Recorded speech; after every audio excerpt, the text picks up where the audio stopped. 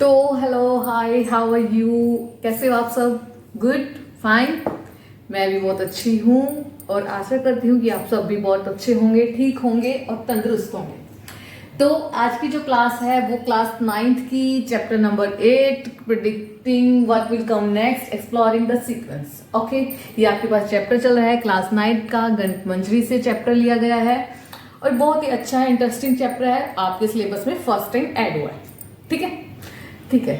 तो हम शुरू करते हैं आज का टॉपिक जिसका नाम है अरिथमेटिक प्रोग्रेशन। और उम्मीद है कि आपने जो पिछली 3 वीडियो रही हैं उनको पढ़ लिया होगा, उनको सुन लिया होगा और आपको थोड़ा थोड़ा पता लग गया होगा चैप्टर में क्या चल रहा है। आज हम जो बात करेंगे अरिथमेटिक प्रोग्रेशन के ऊपर बात करेंगे, पेज नंबर 180 पे ये जो डिस्क्रिप्शन है आपकी बुक में दी गई है। इससे पहले हम 8.1 कंप्लीट कर चुके हैं, इसका इंट्रोडक्शन हम ऑलरेडी आपको दे चुके हैं। आज की वीडियो में हम अरिथमेटिक प्रोग्रेशंस को कैसे हम अटेन कर पाते, कैसे हम ऑब्टेन करते हैं, किसको हमने अरिथमेटिक प्रोग्रेशन कहा है, ये सब हम इस वीडियो में डिस्कस करेंगे। तो शुरू करें। तो भगवान का नाम लेकर, प्रभु का नाम लेकर शुरू करते हैं। ठीक है, चलिए शुरू करते हैं अरिथमेटिक प्रोग्रेशन को। What do you mean by arithmetic progression? आपको आपकी बुक के अंदर, और मैं आपको बहुत सारे एग्जांपल दूंगी अरिथमेटिक प्रोग्रेशन के ऊपर, मेरे पास बहुत सारे एग्जांपल है। आपको अपनी डेली लाइफ में, नेचर के अंदर, आपकी डेली लाइफ की एक्टिविटीज के अंदर बहुत सारे एग्जांपल इसके देखने को मिल जाते हैं। तो शुरू करते हैं। आपके पास आपकी बुक से पहले एग्जाम्पल लिखा आपको दे के रखा है, this is 1 box 4 box, then again 4 में 5 हो गए, देन अगेन ऐड 4 बॉक्स और फिर से उसमें 4 ऐड किया गया। हमारे पास मतलब इस तरह की जो पिक्चर है वो आपकी बुक में हमारे पास दिखा रखी है। क्या लिखा है कि ये हमारे पास क्या है, स्टेज 1।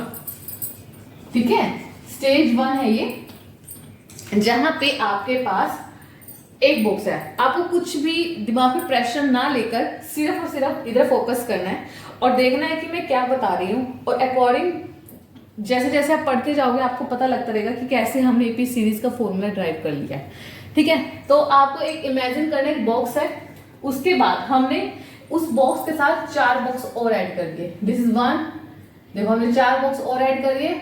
ये ऑलरेडी 1 बॉक्स था, 1 में हमने ऐड कर दिया 1 2 3 4, 4 बॉक्स ऐड हुए। स्टेज 2 पे, अब स्टेज हम 3 पे जाते थे। इस स्टेज में हमने क्या किया, इन 4 बॉक्सेस के साथ 4 बॉक्स और ऐड कर दिए। ऑलरेडी यहाँ पे थे हमारे पास 1 2 3 and 4। Okay, now again 1 2 3 and 4। What do we observe here? हर बार हम क्या कर रहे हैं, पहला बॉक्स लिया, उसमें हमने 4 बॉक्स ऐड कर दिए। ठीक है, नेक्स्ट हमने जो पहले वाला पैटर्न था स्टेज 2 को ऐसे ही रखा और उसके साथ 4 बॉक्स और ऐड कर दिए। फिर अगेन हमने स्टेज 3 जो थी उसको ऐसे यहाँ पे रखा और उसमें हमने एड ऑन क्या कर दिया, स्टेज 4 के लिए हमने 4 बॉक्स और ऐड कर दिए उसमें। ये हमारे पास हम एक पैटर्न फॉलो करते जा रहे हैं। क्लियर? अब ये जो पैटर्न हम फॉलो कर रहे हैं ना, इसमें हम क्या ऑब्जर्व कर रहे हैं, हमने ऑब्जर्व किया कि यहां पर हमारे पास क्या है, एक बॉक्स है।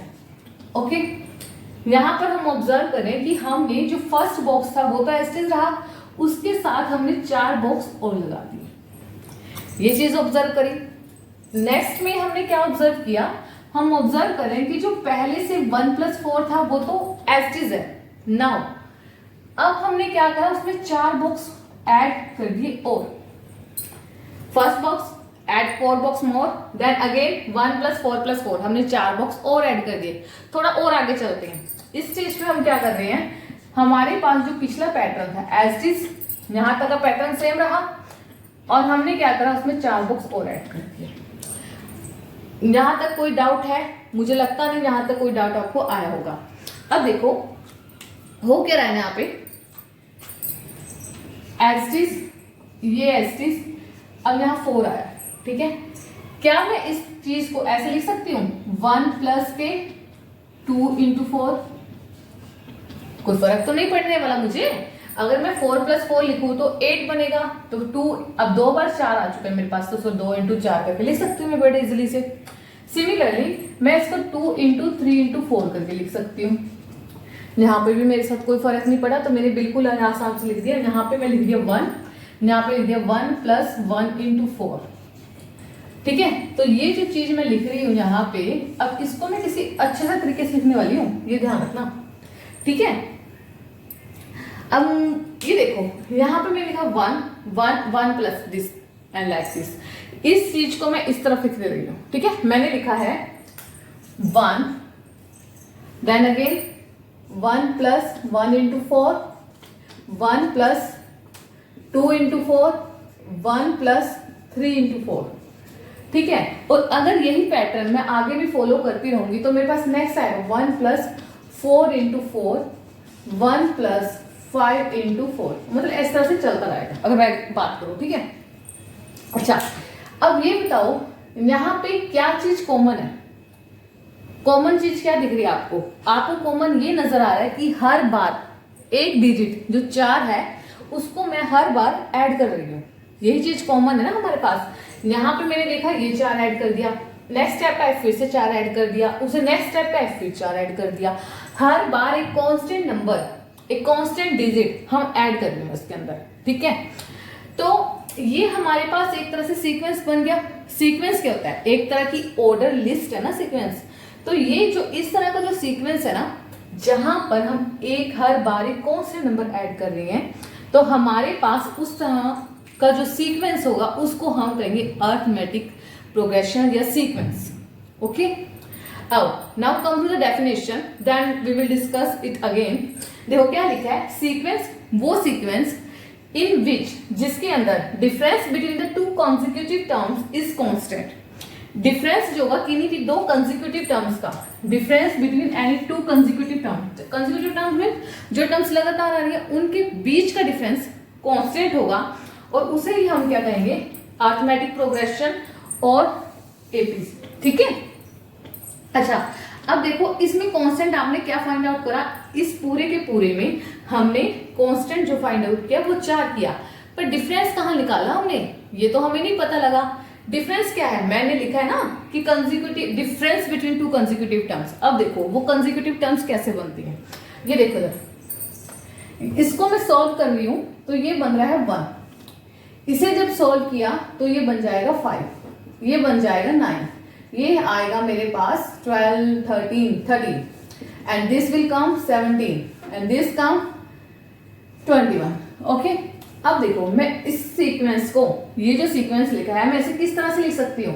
मैं इसे लिखने जा रही हूँ इस तरफ। देखो नहीं भी लिख देती वैसे मैं 1 5 9 13 17 एंड 21 और अप टू सो ऑन, जहां तक भी मेरा पैटर्न आगे जाएगा। ठीक है, अब ये देखो कंसेक्यूटिव टर्म्स जो लगातार है हमारे पास। अब इस टर्म्स मैंने कल भी बताई थी ये बात कि अगर मैं लेफ्ट वाली में से राइट वाली में से लेफ्ट को माइनस करूं, डिफरेंस कैसे निकालते हो आप? ये जो डिफरेंस है ये कैसे निकाला जाता है? जो राइट टर्म होगी, राइट यहां पे मैं लिख देती हूँ, राइट टर्म में से आपको क्या माइनस करना होता है? Minus left term, left term. ठीक है, तो हमारे पास क्या निकल के आएगा? डिफरेंस। डिफरेंस निकालोगे कैसे? राइट टर्म में से लेफ्ट टर्म माइनस कर दो। देखो 5 में से 1 गया, 4, इन दोनों का डिफरेंस 4, 9 में से 5 गए, 4 डिफरेंस, 13 में से 9 गए, अगेन 4 एंड 21 में से अगेन 4। और इस तरह से अगर जो भी हम पैटर्न फॉलो करेंगे उसमें डिफरेंस जो आएगा वो 4 रहेगा। और ये जो कॉमन डिफरेंस आ रहा है, इस तरह का जो प्रोग्रेशन है और उसमें जो कांस्टेंट टर्म चल रहा है कांस्टेंट, उसी सीक्वेंस को हम कहते हैं अरिथमेटिक प्रोग्रेशंस। ठीक है, क्लियर है यहाँ तक? ठीक है, अब मैं इसको आपको और भी कुछ एग्जांपल देती हूँ। ठीक है, मैं इसे रब करती हूँ, आपको कुछ थोड़े और एग्जांपल देते हैं जो और दिलचस्प रहेंगे। ठीक है, okay, I am going to rub it. I hope it is clear to you. I am repeating once again that constant term going to be add in the previous term and the difference between two consecutive terms is constant. I am repeating again, the difference between the two consecutive terms remain constant throughout the sequence and that sequence is known as the arithmetic progression. Okay, now I am going to rub it. Example आपको और भी काफी सारे देखने को मिलेंगे, ठीक है। अभी और एग्जाम्पल लेंगे हम आपको, आपकी देखोगे आप कितना मतलब ये ऑब्जर्व करोगे कितने अच्छे से आप अपनी डेली लाइफ में इस अर्थमेटिक प्रोग्रेशन का यूज करते हो, हंसते खेलते चलते फिरते, ठीक है। देखो एग्जाम्पल है आपके पास एक, या इसी को थोड़ा सा और मैं डिटेल में लिखूं, मैं चाह रही इसको थोड़ा सा और डिटेल में लिखे तो आपको थोड़ा और चीजों के बारे में पता लगे। अब ये जो मैंने लिखा है ना, ये 1 5, ये इसको मैं बोल देती हूँ दिस इज, अब जैसे ये मैं इधर लिख 1 5 9 13 17 एंड देन 21, ओके। ये जो हमने लिखा है ये दिस वन, इसे हम बोलेंगे क्या, टर्म 1, ठीक है। पहली टर्म ये आई है मेरे पास टर्म 2, ये आई है टर्म 3, टर्म 4, टर्म 5 और ये टर्म 6, और इस तरह से मेरे पास चलता रहेगा, ठीक है। ये हमारे पास जो सीक्वेंस है इस तरह से आगे कंटिन्यू आपके पास रहेगा। अब यहाँ पे आप इसको देख के एक अंदाजा लगा पा रहे हो, क्या अंदाजा लग रहा है कि हमारे पास जब मैंने T1 तो ऐसे जाए, जब T2 की वैल्यू निकाली तो T2 की वैल्यू में मैंने ऑब्जर्व किया क्या कि हमारे पास जो यहाँ पे क्या होती है वैल्यू, लास्ट टाइम बताया था ना, यहाँ n होता है, ये जो वैल्यू दी होती है ये पोजीशन की वैल्यू दी होती है ना, तो ये n है। तो मैंने ऑब्जर्व किया कि यहाँ पर जो लिखा है ना 2 - 1 किया तो मेरे पास इस तरह से कुछ टर्म बनेगी, ठीक है। देखो दोबारा बताती हूँ मैं इस चीज को, T3 है, T3 को मैं कैसे लिख सकती हूँ, इस तरह से लिख सकती हूँ 1 + 3 - के 1 और 4, यही चीज तो फॉलो हो रही है सारे के सारे में। यहाँ देखो आप T4 है, 4 यहाँ पे 4 आगे क्या आया, 3 आया, यहाँ 5 है, यहाँ पे क्या आया, ये तो ये वाली जो टर्म है ये तो कांस्टेंट, ये जो 4 है ये तो सब में कांस्टेंट है, ठीक है, ये तो सबके अंदर कांस्टेंट है। बात चलती है इसके ऊपर, और ये भी टर्म भी आपको देख रहे हो आप, ये सारी भी कांस्टेंट ही है, ये सारी की सारी हमारे पास फर्स्ट टर्म ही है। वेरिएशन जो आ रही है वो उस टर्म में आ रही है ना, एक्सप्रेशन में आप ऑब्जर्व कर पा रहे हो जो वेरिएशन आ रही है 1 2 3 4 5 इसमें आ रही है ना। और किस तरह से आ रही है वेरिएशन, अगर यहाँ 6 है यहाँ 5 आएगा, यहाँ 5 है यहाँ 4 आ रहा है, यहाँ 4 है यहाँ 3 आ रहा है, मतलब एक कम होके आ रहा है ना। तो इस तरह से मैं कंक्लूड कर पा रही हूँ कि जो मेरे पास Tn होगा ना, Tn की वैल्यू मेरे पास होगी T1 + n-1 × d। ये मैंने एक सीक्वेंस का एक्सप्रेशन लिखा है कि इसको ऑब्जर्व करते हुए मैं ये चीज ऑब्जर्व कर पा रही हूँ, और कहीं ना कहीं यही हमारे पास एपी सीरीज है, ठीक है। अब इसको तरीके से लिख देते हैं, तरीके से कैसे, अब देखो मैं आपको एक सीक्वेंस लिख के दूं कोई भी, ये तो आपको पता लग गया ना सीक्वेंस। अब मैं आप एग्जांपल देती हूँ, किसी दूसरा एग्जांपल लेते हैं हम आपको। अच्छा एक चीज और, जो मेरे एग्जांपल करते हैं, एग्जांपल है आपके पास, आपकी बुक से उठाया मैंने, चोरी किया एग्जांपल। तो एग्जांपल है आपके पास कि किसी भी कोई भी टैक्सी ड्राइवर है, ठीक है, तो उसका जो बुकिंग का रेट है ना वो बुक करता है, जो आपके पास टैक्सी या बुक करने के जो पैसे हैं वो आपके पास है 200 रुपए, मतलब ये बुकिंग का रेट है कि अगर आपको कोई टैक्सी बुक करनी है तो आप उसको 200 रुपए में बुक करोगे, ठीक है। अब हर बार वो क्या करता है, जब आप फर्स्ट किलोमीटर, पहले किलोमीटर के लिए उसका जो किराया वो 40 रुपीज है 1 किलोमीटर के लिए, जब 2 किलोमीटर जाओगे तो फिर से हर बार मतलब क्या है 40 रुपए वो पर किलोमीटर ऐड करता है, ठीक है। 40 रुपए, 40 जो रुपीज है वो पर किलोमीटर का है कि हर किलोमीटर पे आपको 40 रुपए देने होंगे, ठीक है। तो अब देखो जब वो पहला चलेगा 1 किलोमीटर चला, जब उसने 1 किलोमीटर का डिस्टेंस ट्रैवल कर लिया, 1 किलोमीटर का डिस्टेंस ट्रैवल किया, तो आपको कितने पैसे देने पड़े थे बताओ मुझे। जब आपने 1 किलोमीटर का डिस्टेंस ट्रैवल कर लिया तो आपको कितने पैसे देने पड़े थे, 240 रुपए। मैं दोबारा बोलती हूँ, आप किसी कैब आपने बुक करी है, ठीक है, कोई कैब उबर कुछ भी आपने बुक करा है, आप उसमें एक बैठे हो, मतलब उसको बुकिंग करने के आपके कितने हैं 200 रुपए हैं। अब उसने बोला कि ये 200 रुपए में तो आपने मेरी टैक्सी बुक करी है, पर आप 1 किलोमीटर चलोगे ना तो आपको उसमें 40 रुपए ऐड करने पड़ेंगे हर किलोमीटर पे। जैसे आप 1 किलोमीटर चले तो आपने 40 और दिए, फिर 2 किलोमीटर चले तो 80 दिए, फिर 3 किलोमीटर चले तो 160 दिए, फिर 4 किलोमीटर चले तो 240 दिए। मतलब हर बार उस 200 में वो टर्म ऐड हो जा रहे हैं। ठीक है, वो एग्जाम्पल मैं यहाँ पे लिख रही हूँ। जैसे 200 में तो आपकी बुकिंग थी, इसको छोड़ो। अब फर्स्ट किलोमीटर में 1 किलोमीटर में आपने कितने दिए, 240 रुपए दिए। ठीक है, अब नेक्स्ट आप चलते हो कितना, फिर आपने 2 किलोमीटर पर डिस्टेंस ट्रेवल किया, फिर आपने 240 में फिर 40 ऐड करे। उसके बाद फिर यहाँ पे जो भी आंसर आया होगा, फिर उसमें आपने क्या करा, फिर उसमें 40 ऐड करे।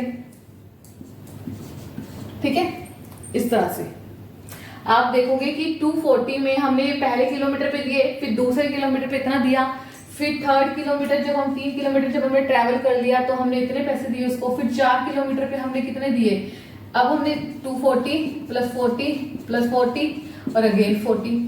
ठीक है, ये जो है हम हर बार क्या कर रहे हैं कि इस बंदे को हमने इतने इतने पैसे जो है हर बार हम दे रहे हैं। ठीक है, यहां से देखो ये जो हमारे पास फर्स्ट है ना, जो फर्स्ट किलोमीटर पे हमने दिया, ये हमारे पास क्या सब जगह कॉमन है, कॉमन है जी। क्या ये जो कांस्टेंट नंबर है ये हर किलोमीटर पे कॉमन है, कांस्टेंट है जी, ये भी कांस्टेंट है। तो जो फर्स्ट टर्म होगी ना, जिसके ऊपर हम बार बार चीज ऐड करते रहेंगे, इसे हम कहेंगे फर्स्ट टर्म। क्या बोलेंगे इसे, फर्स्ट टर्म। और इसी फर्स्ट टर्म को हम रिप्रेजेंट करते हैं ए से। ए से रिप्रेजेंट करो। देखो इसमें प्रेजेंटेशन कुछ नहीं है कि आप किस तरह से उसको रिप्रेजेंट करना चाहते हैं। अगर आप इस तरह से रिप्रेजेंट करोगे स्टिल ओके, अगर आप ऐसे लिख रहे हो तो तब भी ओके होगा। ठीक है, ऐसा नहीं कि उसमें क्रॉस मार्क कर दे एग्जामिनर, नहीं, वो लिखने का तरीका भी सही है, इस तरह से लिखोगे तो ये भी सही है। It's completely your choice. अब फर्स्ट टर्म मैंने लिखी है ए प्लस, सॉरी फर्स्ट टर्म होगी। अब हर बार जो डिफरेंस है वो मेरे पास कॉमन ही आ रहा है। अब देखो यहाँ 4 है तो यहाँ पे 3 का डिफरेंस, 3 बार मैंने ऐड किया है, 3 पे मैंने 2 बार, 2 पे मैंने 1 बार। तो जो कॉमन डिफरेंस है मेरे पास वो हर बार मैं क्या कर रही हूँ, ऐड कर रही हूँ ना, तो उसको मैं क्या कैसे लिखूंगी, जो कॉमन डिफरेंस है वो कितना है मेरे पास 40, और यही मेरे पास किसकी वैल्यू है, डी की। कॉमन डिफरेंस को हम डी से रिप्रेजेंट करेंगे। ठीक है, अब ये देखो ये चीज यहीं से क्लियर हो गई थी। सेम चीज यहाँ पे मेरे पास रिपीट हो रही है। मैं इसको और इस तरह से लिख सकती हूँ, कैसे, ये मैं ऐसे लिखूंगी कि ये है 240, ये 240 भी छोड़ो, जब हमने इसको ए कंसीडर कर ही लिया तो मैं ऐसे लिखूंगी ए प्लस बी, ए प्लस 2d, ए प्लस 3d, और जब तक मैं एन पे जाऊंगी तब तक क्या होगा, a प्लस, अगर मुझे ए एन की वैल्यू, अगर मुझे मान लिया कि मुझे एन नंबर तक जाना है, एन किलोमीटर तक जाना है, तो मैं इसे क्या लिखूंगी, a plus N minus 1d। ठीक है, तो यही जो चीज है मेरे पास ए एन का सीक्वेंस लेकर आती है, a plus N minus 1 into D, अगर मुझे एन किलोमीटर तक जाना है। यहां तक बोलो, कोई डाउट है, क्लियर हो रही है चीज। मैं दोबारा देखते हैं, हमारे पास मैंने सिर्फ बहुत छोटी सी बात है, पिछली वीडियो से भी आपको चीज क्लियर होगी, पर मैं आपको थोड़ा इसलिए कोशिश कर रही हूँ कि एक दो एग्जांपल दूं ताकि आपको चीजों में कोई कंफ्यूजन ना रहे। ठीक है, नॉर्मली हमने क्या करा, जो फर्स्ट टर्म है उसमें से कांस्टेंट डिफरेंस से मल्टीप्लाई कर दिया उसको जितने नंबर ऑफ टाइम्स वो हो गए। ठीक है, तो इसको लिखने का ये रहा मेरे पास पैटर्न, और यही हमारे पास है एपी सीरीज का formula to find the nth term. अगर आपको कहा जाए कि nth टर्म निकालो तो मुझे ये फॉर्मूला यूज करना है। इसको बिठा लो अच्छे से, दीवारों पे लिख डालो, ये बड़ा फॉर्मूला है जो हमारे पास यूज होगा to find the nth term of an AP series. Clear? ठीक है, इसको स्टार मार्क कर लो अच्छे से, 2-3 बार अच्छे से खूबसूरत से स्टार लगाओ इस पे, और ये मार्क करो से कि ये जो फॉर्मूला है वो हम यूज करेंगे to find the nth term of an AP series. ठीक है, अब ये फॉर्मूला यूज करके मैं आपको क्वेश्चंस देती हूँ 2-3, उसको सोल्व करना। ठीक है, till then I am going to rub it and you solve this questions. Question is,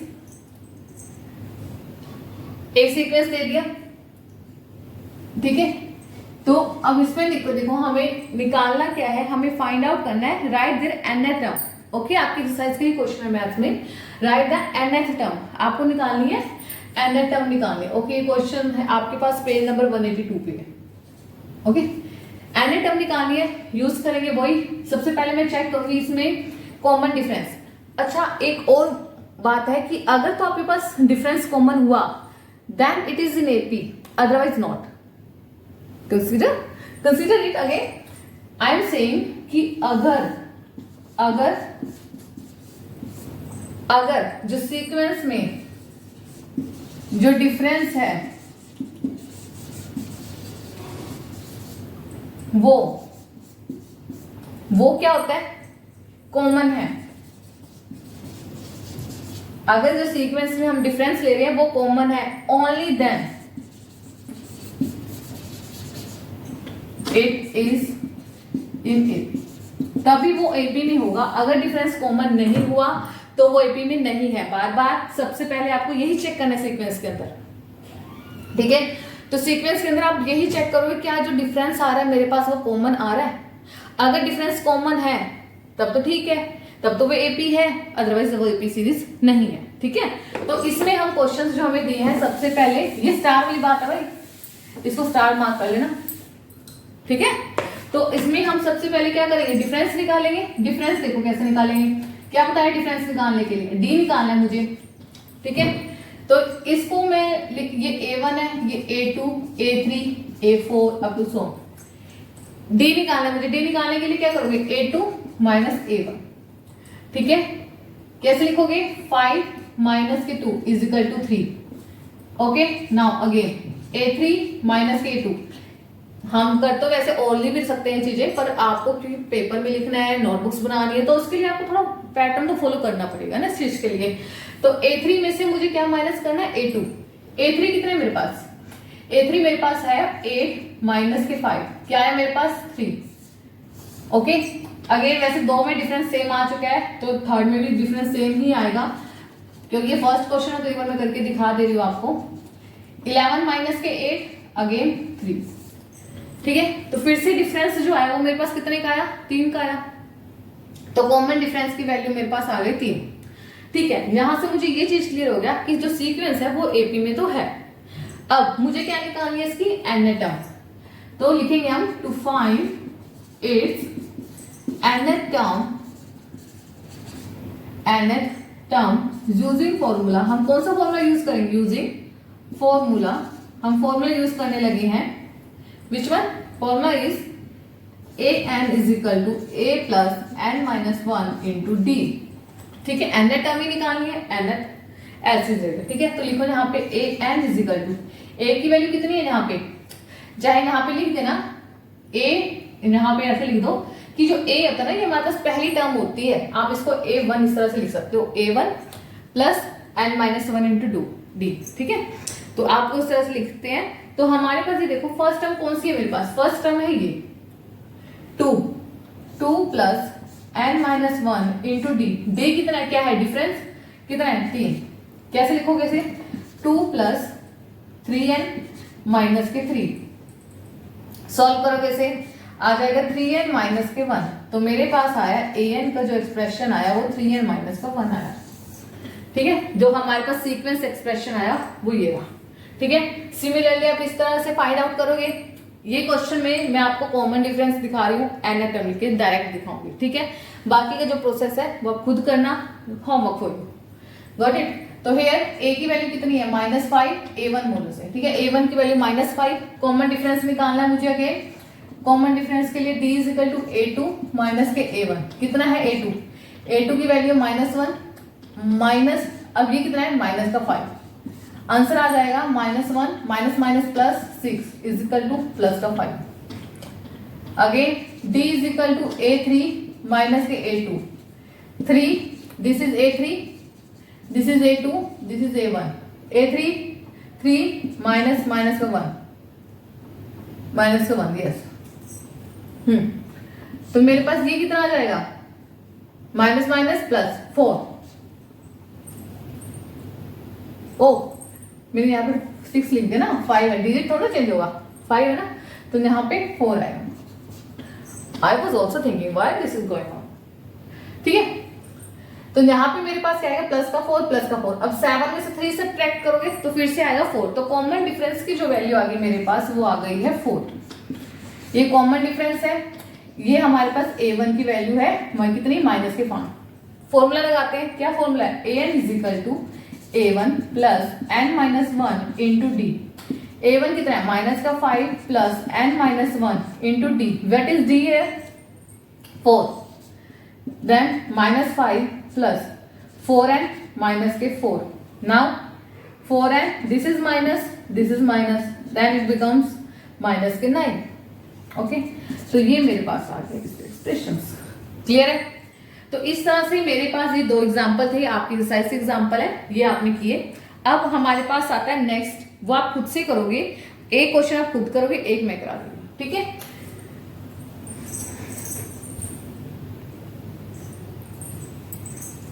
आपके बुक से ही एग्जांपल ले रखे हैं, ये भी मैंने। तो क्या है इसमें, first terms a1, this is a1, a2, a3, a4। आप चाहो तो सुंदर सुंदर लिख सकते हो कि a1 हमारे पास ये है, a2 ये है, a3 ये है, ठीक है। आपकी खुद की इच्छा है, ठीक है। तो इसमें कॉमन डिफरेंस निकालते हैं, या फिर पहले इसमें लिख दो a1 की वैल्यू मेरे पास कितनी है, 1/2। ओके, और a2 कितना है, आप इसे रिप्रेजेंट कर सकते हो भाई। अगर आपको नोटबुक्स में, बुक्स में, सॉरी, आपको अगर रजिस्टर बनानी है तो आप उसमें लिखो इस तरह से प्रॉपर कि a1 दिस है, a2 हमारे पास 5/2 है, a3 हमारे पास 9/2 है, और a4 की जो वैल्यू है मेरे पास 13/2 है, ठीक है। इस तरह से लिख सकते हो, और अप टू 100 में, ठीक है। आपको क्या निकालना, इसमें n टर्म निकालनी है। फिर से सिर्फ ये क्वेश्चन करूंगी, ये आपके पास खुद के लिए होमवर्क रहेगा। आप कहोगे तो मैं इसमें डिफरेंस निकाल दूंगी सिर्फ, ठीक है।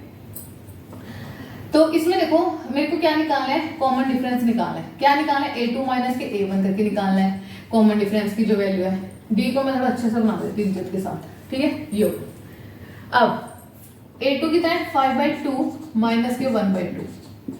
एलसीएम लोगे 2 ही आएगा, तो कितना आएगा, 5 में 4, और इसको कट करोगे तो क्या आ जाएगा, 2। कॉमन डिफरेंस यहाँ पे आया 2, पहले 2 टर्म का। नेक्स्ट 2 टर्म का डिफरेंस देखते हैं हम, क्या, a3 माइनस के a2 का डिफरेंस देखते हैं। 9/2 में से 5/2 माइनस करोगे तो 4/2 ही आएगा फिर से, और फिर मेरे पास कॉमन डिफरेंस आ जाएगा 2। क्लियर है। कॉमन डिफरेंस आपके पास 2 आ रहा है। अगले में से माइनस करोगे तो 13 में से 9 माइनस कर दो। आपको पता है कि नीचे अगर डिनोमिनेटर सेम है तो आपके पास ऑब्वियसली बात है, तो आप नॉर्मल उसकी कैलकुलेशन कर सकते हो, जैसे आप इंटीजर्स की नेचुरल नंबर का सब्ट्रैक्शन या एडिशन करते हो ना, तो आप कर सकते हो उस तरह से। तो 13 माइनस 9 करोगे क्या आएगा, 4 डिवाइड बाई 2 अगेन से 2, ठीक है। तो कॉमन डिफरेंस 2 आ गया, इसमें कोई भी आगे सोच विचार करने वाली बात नहीं है। तो सीधा फॉर्मूला लिखते हैं, nth टर्म, यहां पे लिखो nth term, therefore an is equal to a plus n minus 1 into D. अब a क्या हमारे पास फर्स्ट टर्म है, फर्स्ट टर्म क्या लिखा है आपके पास, 1/2 plus n minus 1 into D. D is common difference 2 here, 1/2 plus 2n minus का 2। इस तरह से लिखेंगे हम इसे। मैं क्या करूँ, इन दोनों को इकट्ठा कर लेंगे। मैं इसको इस तरह से लिख रही हूँ, इस लाइन में लिख देते हैं हम इसे, कैसे, 2n प्लस 1/2 माइनस के 2, ठीक है। नाउ अगेन ये आ जाएगा मेरे पास, एलसीएम ले ले इसका सब जगह पे, है ना, सीधा एलसीएम ले लेते हैं हम इसका सब जगह पे। 2 का एलसीएम इधर लोगे क्या आ जाएगा, 4n प्लस का 1 माइनस का 4 डिवाइड में 2, ठीक है। अगेन तो ये बन जाएगा मेरे पास 4n माइनस 3/2, ये आ गई मेरे पास n टर्म। क्लियर है। आपके पास मैंने यहाँ पे क्या किया, चाहे तो इन दोनों को डिफरेंस कर लो तब भी आपके पास बात वही पड़ेगी। जैसे कि मैं इसको कर लेती हूँ 2n प्लस, ये उधर ज्यादा जाएगा। तो वैसे मेरे को ये चीज सही लगती है कि आप सबका ही इकट्ठे एलसीएम ले लो, सारों का यहाँ पे एलसीएम 1/2 है ना, है ना। 1 देखो 2 में से हमने हाफ माइनस करना है, मेरे पास 2 है, ठीक है। 2 में से मेरे को हाफ माइनस करना है, तो कितना बचेगा मेरे को, 2 में से हाफ माइनस करके तो 3.5 ही तो बचता है मेरे पास, है ना। सॉरी 1.5 ही तो बचेगा मेरे पास, क्या बचेगा 1.5 ही तो बचता है। अगर मैं इस 2 में से 1/2 को सब्ट्रैक्ट करूंगी तो हाफ बचेगा, वो हाफ भी 3/2 बचेगा, वो 3/2 भी कैसा बचेगा, माइनस का तो बचेगा, नहीं समझे। मेरे पास 2 है, 2 में से मुझे 1/2 माइनस करना है, तो क्या आ जाएगा 3/2 आएगा ना। तो इसको मैं क्या बोलूंगी 1.5 ही बचेगा मेरे पास, तो इसको मैंने इस तरह से लिख दिया है। अब एलसीएम ले लोगे तो हमारे पास कुछ इस तरह से इसका बन जाएगा। क्या बन जाएगा कि 2n माइनस के 3/2। ओके, ये हमारे पास n टर्म आ जाएगी, और आप चाहो तो इसको फर्दर एलसीएम लेके 4n माइनस के 3/2 इस तरह से भी लिख सकते हो। इसको बोर्ड में नजर नहीं आ रहा, मैं ऑलरेडी इसको इस तरफ कर चुकी थी। ठीक है,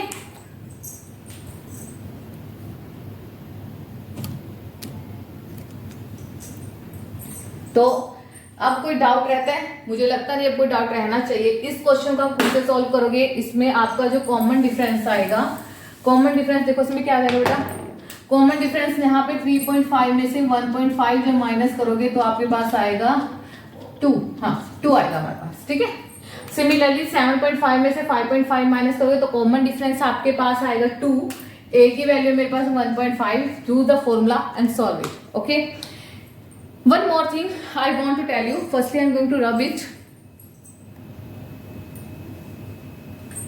क्या है मेरे पास, आपके पास, माफ करना मैं एक चीज बताना भूल गई हूँ। वो चीज क्या थी आपका ग्राफ। ठीक है, ग्राफ था बहुत इंपॉर्टेंट चीज। इसमें एक लाइन आएगी जो आपको याद रखनी है हमेशा के लिए, कि हमारे पास जो हमने सबसे पहले एग्जांपल लिया था ना, उसमें ग्राफ मेंशन मतलब बना के दिखा रखे आपको ग्राफ। बेसिकली क्या था उसमें, जो हमारे पास फर्स्ट एक बॉक्स था, फिर इसके बाद हमने इस बॉक्स के साथ 4 बॉक्स और ऐड कर दिए थे, अगेन फिर हमारे पास इसके साथ फिर हमने फर्दर 4 बॉक्स और ऐड कर दिए थे। तो ये जो हमारे पास इस तरह से सिलसिला चल रहा था, तो इसको ही हमने लिखा है कि पहले ये जो हमारे पास सबसे ऊपर हमने लिखा है, ये है मेरे पास स्टेज नंबर, कि हमारे पास पहली स्टेज 1 थी, तो हमारे पास स्क्वायर कितने थे उस केस में, पहली स्क्वायर में 1 हमारे पास क्या था, जब स्टेज 1 थी तो 1 स्क्वायर था, जब स्टेज 2 आई तो मेरे पास 5 स्क्वायर हो गए, जब स्टेज 3 आई तो मेरे पास 9 स्क्वायर हो चुके थे, स्टेज 4 पे 13 हो चुके थे, और इस तरह से चल रहा था मेरे पास। ठीक है, इसको मैंने इस तरह से लिख लिया। अब इसी दोनों को मैंने एक्स एक्सिस पे और वाई एक्सिस पे ड्रॉ करना है। एक्स एक्सिस और वाई एक्सिस पे ड्रॉ करने से पहले मैंने बताया आपको कि एक्स एक्सिस पे मैं क्या रिप्रेजेंट करूंगी, स्टेज नंबर, कि पहली स्टेज है, दूसरी स्टेज है, तीसरी स्टेज है, इस तरह से। और वाई एक्सिस पे मैं रिप्रेजेंट करूंगी नंबर ऑफ स्क्वायर्स कितने हैं। ठीक है, और ये जो मैंने n की टर्म निकाली है मैं पहले निकाल के दिखा चुकी हूँ, तो इसलिए मैंने डायरेक्ट लिखी है कि कॉमन डिफरेंस आप देखोगे इनके बीच का जो कॉमन डिफरेंस आ रहा है, स्क्वायर्स के बीच में कॉमन डिफरेंस 4 आ रहा है, 5 - 1 4, 9 - 5 4, 13 - 9 अगेन 4। ठीक है, और जो a है हमारे पास फर्स्ट टर्म जो आई है वो कितनी आई है, 1 आई है। ठीक है, n टर्म निकालेंगे हम a + n - 1 × d करके।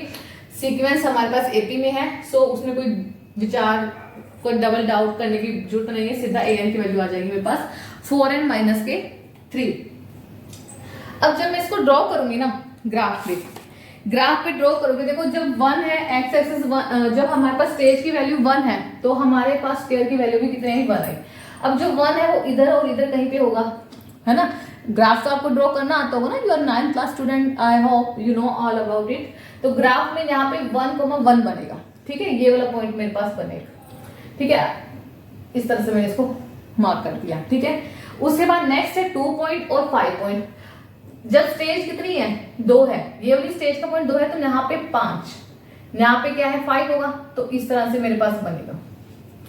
नेक्स्ट जो कहते हैं 3 है, 3 यहाँ पे कहीं पे होगा 3, तो हमारे पास कितना आया, 9 आया, 9 यहाँ पे कहीं होगा। ठीक है ना, तो 3 पे 9 बना यहाँ पे, इस तरह से 9। और जब मैं सारे पॉइंट मीट करूंगी तो I am getting a very straight line. ठीक है, जब मैंने इन सारे पॉइंट्स को मिलाया तो मुझे एक स्ट्रेट लाइन मिली। और यही जो बात है मैं आपको पहले कह रही थी, याद रखने वाली है क्या, जहां दीवार पे आपने इसका फॉर्मूला लिखा था ना, उसी दीवार पे प्लीज लिखना क्या, कि एपी सीरीज के अंदर जो एपी जो अर्थमेटिक प्रोग्रेशन है, अर्थमेटिक प्रोग्रेशन के अंदर एपीज के अंदर जो जितने भी ग्राफ आएंगे ना वो सारे के सारे स्ट्रेट आएंगे। ये बात अब आपको बोलनी है। अंधेरे में कभी भी किसी मर्जी को बोल देना बिना किसी सेकंड थॉट के कि कभी भी हमारे पास जो एपी सीरीज मुझे निकालनी होगी ना, उसमें कोई भी सीक्वेंस आप ले लो, कोई भी सीक्वेंस ले लो, सबका जो ग्राफ आएगा वो एक स्ट्रेट लाइन आएगा। जल्दी मैं आपको एक बात बताती हूँ, एक और मैं जल्दी से दिखाती हूँ। देखो इसको मैं रब करती हूँ फिलहाल के लिए और इसी पे ड्रॉ करती हूँ। मान लो आप इवन नंबर का अगर आप ड्रॉ करो, इवन नंबर्स का मैंने सीक्वेंस लिया 2 4 6 8 10 इस तरह से लिख देती हूँ, ठीक है। तो ये है फर्स्ट सेकंड थर्ड फोर्थ। क्या आपने पहले भी देखा कि 2 आ रहा है, दूसरे पे देखा 4, तीसरे पे देखा 6 आ रहा है। तो n टर्म ये है, ये नंबर ऑफ टर्म है ना कि n की वैल्यू 1 है, 2 है, 3 है, 4 5 6 इस तरह से है। जब n की वैल्यू 1 है तो 2 आया, n की वैल्यू 1 पे कितना आया 2 आया, n की वैल्यू 2 पे कितना आया 4 आया, n की वैल्यू 3 पे कितना आया 6 आया, 3 पे कितना आया 6 आया, इस तरह से। तो ये इस तरह से है और ये n की वैल्यू को रिप्रेजेंट कर देगा आपकी बात, ये n की वैल्यू को रिप्रेजेंट करेगा और ये इवन नंबर को रिप्रेजेंट कर देगा, ठीक है। और इस तरह से आपको ये बात बिल्कुल याद रखनी है कि एपी नंबर का एपी जो सीक्वेंस होगा उसका ग्राफ हमेशा कैसा आएगा, स्ट्रेट आएगा। Always you will observe a straight line, okay, every time you will get a straight line. So इसी के साथ यहाँ पे मैं अपना जो लेक्चर है वो एंड करती हूँ। नेक्स्ट क्लास में हम रीड करेंगे एक और नया टॉपिक जिसका नाम होगा sum of first and natural numbers, ठीक है। आपको नेचुरल नंबर का सम निकालना है, उसका फॉर्मूला हम ड्राइव करेंगे, उसके बाद हम इसके क्वेश्चंस पे आएंगे, ठीक है। अच्छा, तब तक एक होमवर्क आपके पास ये है, क्वेश्चन आपको ये देखना है कि आप अपने हर बर्थडे पे, आपका जब पहले बर्थडे था तो आपने मान लो आपके पेरेंट्स ने आपके पहले बर्थडे पर 1000 रुपीज आपके गुल्लक में जमा करे फर्स्ट बर्थडे पे, ठीक है। सेकंड बर्थडे पे उन्होंने ये अमाउंट इसी अमाउंट में 2000 ऐड कर दिया, ठीक है। थर्ड बर्थडे पर आपके पेरेंट्स ने इसी अमाउंट के अंदर 2000 और ऐड कर दिया। इसकी एपी सीरीज बनाना, कमेंट बॉक्स में मुझे आंसर करना, ठीक है। Till then take care, bye, okay, तरक्कियां करो।